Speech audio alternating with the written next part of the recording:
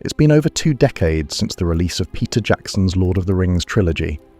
Peter Jackson's movies represent what I believe to be the perfect representation of bringing a cornerstone of Western literature and culture to the big screen. For us, who grew up with Lord of the Rings, the movies are an extremely important part of Tolkien's legendarium, a way to immerse ourselves even more in the stories and tales of Middle-earth.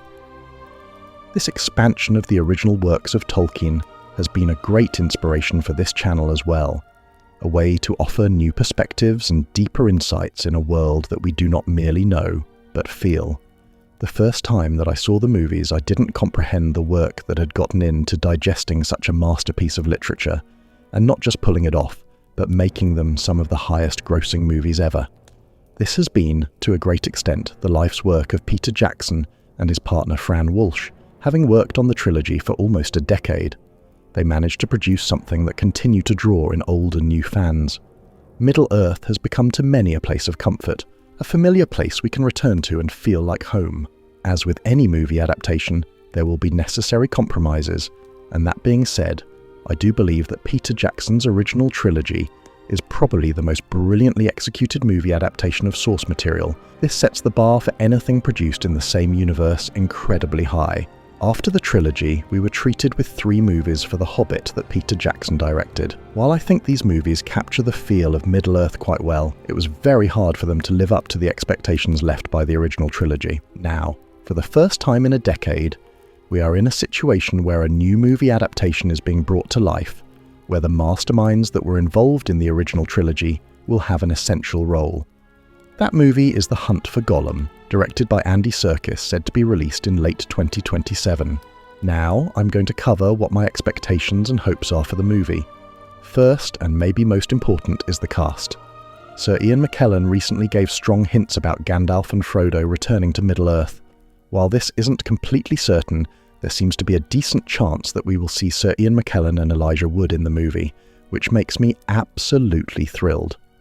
Viggo Mortensen has also stated that he doesn't exclude the idea of being in the movie, but he hasn't confirmed anything at the date of recording this video.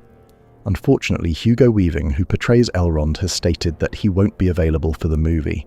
So, as it stands, there are some positive signs, and while it would be nice to see as many of the old actors return as possible, it does not guarantee a perfect movie all by itself. The key, in my opinion, becomes blending these original actors into a movie that has completely new actors and production techniques. It should be a seamless transition from the original movies, which will not be easily achieved as it has been over 20 years since the original movies were made. This will have an impact on choices regarding new casting, the use of CGI on the original actors, and handling the script in a manner that blends old and new together in harmony. In my opinion, this will be the biggest challenge. If they manage to pull this part off, I think they have come a long way and the rest will fall into place naturally. My hope is that we get to see Ian McKellen, Viggo Mortensen and Orlando Bloom, who also has hinted that he's open to the role, return. I also hope that the production manages to blend them into the new movie seamlessly. A big added bonus would be if John Rhys-Davies would return as Gimli, since there most likely will be at least one scene where Gimli plays an important role in the script for The Hunt for Gollum. So the cast is by far the most important point. Not just the casting, but the challenge of pulling it off in a new production environment, with a new script and new actors and crew members. There is always a fool's hope. Regarding Andy Serkis and his portrayal of Gollum, I think the most important part will be the CGI. This will be by far the most make it or break it aspect of how Gollum is portrayed. I have no doubt that Andy Serkis can do the actual acting of Gollum's role flawlessly. However, audiences are familiar with a certain Gollum, and their expectations will be a more polished, seamless and realistic version of what we saw in the original trilogy. Next up, we have the actual scenes that I would like to see in this movie. First, we have Gandalf's interrogation of Gollum. One of the scenes I'm most excited about. This would be a side of Gandalf we've never truly seen on screen, not a gentle wizard comforting hobbits in the Shire, but Gandalf under immense pressure, desperate and willing to break someone to prevent a greater catastrophe. The source material describes him threatening Gollum with fire and shadow, pushing the wretched creature to his absolute limits to extract the truth about what Sauron knows. This psychological thriller element could be genuinely intense, showing Sir Ian McKellen's range as an actor while revealing the darker necessities of Gandalf's mission. The interrogation scenes could be some of the most gripping moments in the entire film, especially if they capture the claustrophobic tension of two minds locked in a battle of wills. The next scene I'd like to see is Aragorn's epic hunt across Middle-earth. The physical hunt itself presents incredible cinematic opportunities. From the source material, we know Aragorn's journey takes him across vast stretches of Middle-earth, through the Emyn Muil, past Sarn Gabir, skirting the edges of Fangorn Forest, even passing through Lothlorien, where the elves send word to Gandalf. This could be the ultimate Middle-earth road trip, showcasing landscapes and locations we've never seen while building constant tension as Aragorn and his captive avoid the watchful eyes of Sauron's spies. The journey offers perfect opportunities for character development, showing Aragorn's resourcefulness and determination while Gollum's desperation grows with each mile. If done right, this could rival the Fellowship's journey in terms of epic scope and emotional weight. Another scene I hope they include is the Mirkwood prison break. The climactic battle at Thranduil's halls could be absolutely spectacular. According to the source material, orcs launch a coordinated raid specifically to free Gollum, creating chaos that allows him to slip away into the shadows. This scene has the potential to be both thrilling action and meaningful plot advancement, as it directly sets up Legolas being sent to Rivendell for the Council of Elrond. Seeing Orlando Bloom in action during a chaotic elvish battle, with Gollum using the confusion to make his escape, could be one of the film's most exciting sequences. The stakes are clear, the action is personal, and the consequences flow directly into the story we already know and love. Moving on, we have perhaps the most disturbing scene I hope to see, which is Gollum's encounter with Shelob in the tunnels near Cirith Ungol. The source material describes this as a twisted understanding between two creatures of shadow, bound together by malice and hatred of the light. This scene could be genuinely horrifying, showing Gollum's complete descent into darkness, while cleverly setting up his eventual betrayal of Frodo in the Two Towers.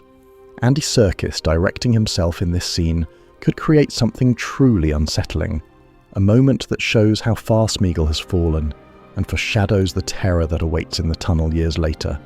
The horror potential here is immense, and it would demonstrate that this film isn't afraid to explore the darker corners of Middle-earth. It would also be interesting to see a deeper dive into Aragorn's origin moments. I would love to see the emotional core of Aragorn's character development. The source material gives us incredible moments. Young Estelle learning his true identity from Elrond, his first meeting with Arwen in the woods of Rivendell, and perhaps glimpses of his time as Thorongil in Gondor. These quieter character moments could provide the emotional weight that balances the action sequences. Seeing Aragorn's transformation from uncertain heir to the confident ranger we know gives depth to his entire arc in the original trilogy.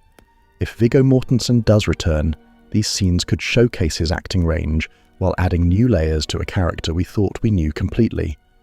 Finally, we have Gimli's role in the hunt. According to the source material, when Aragorn captures Gollum and needs to transport him safely north, he passes through the lands of the Beornings, where they help him cross the Carrock. But there's also mention of dwarven involvement in tracking Gollum's movements, particularly as the creature passed near the old trade routes and pathways that the dwarves would have knowledge of.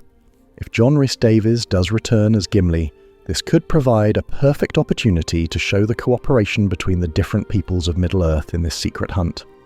Gimli's knowledge of ancient paths and hidden routes could be crucial in Aragorn's mission, and it would give us another chance to see the wonderful chemistry between these characters before they officially meet in the Fellowship.